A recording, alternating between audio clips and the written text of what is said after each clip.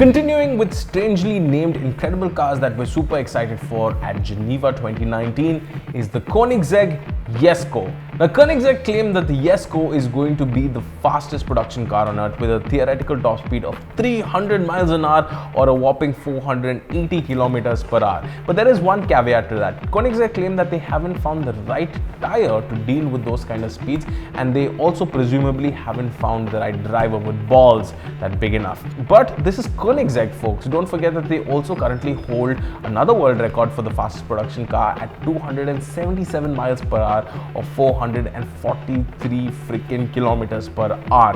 Ludicrous.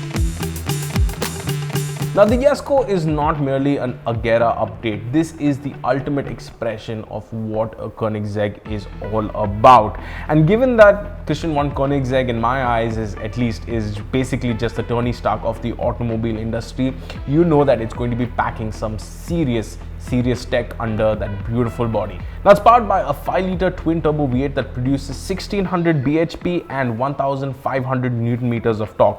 It's got new turbos that have been designed ground up that also comes with a carbon fiber tank that stores in air to squirt into the turbos to effectively omit lag. But the other tech feature that people have been going gaga about is the new gearbox. It comes equipped with a 9-speed 7-clutch, yes, 7-clutch gearbox. Now, this is a bit of a technological marvel. So you see, Christian von Koenigsegg said that dual clutch transmissions are effectively, in his opinion, quite crap. I'm basically paraphrasing here.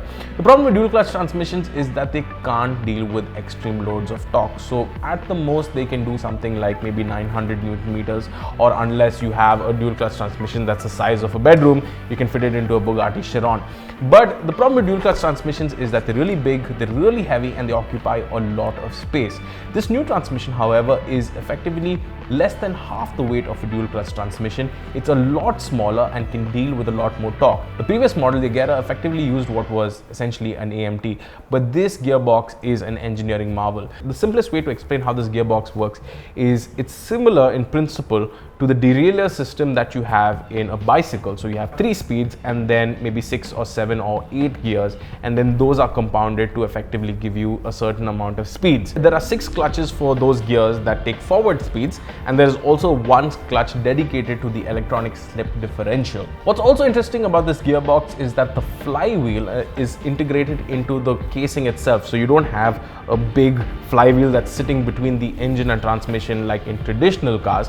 So that means that when the car is on idle and you rev it, it's not moving the mass of the flywheel. So apparently it has a very interesting exhaust note. So half the weight, and it can handle up to 3 times more torque than a traditional dual clutch transmission setup. Christian von Koenigsegg, man, you are a genius. Now, because of the 9-speed gearbox, you have a wide amount of ratios to play with. So the first couple of gears are going to be very close ratioed, and the next couple are going to be very long ratioed if you want to use that car for touring purposes or so on. But it's also a little bit more smarter than that. You have a paddle setup where you can use to manually change gears up and down, but it also has a stick sequential setup where you can also shift the gears, but then if you push the stick, there's another notch.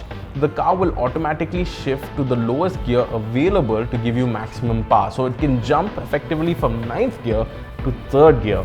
Impressive stuff. And then there are other performance aspects to the car as well. It's got an active AERO system that can generate over 1 ton of downforce, rear wheel steering, and the works. Now, only 125 examples of the Jesko is going to be made at a price of just under $3 million, about the same price of the Batista, but a little bit more exclusive.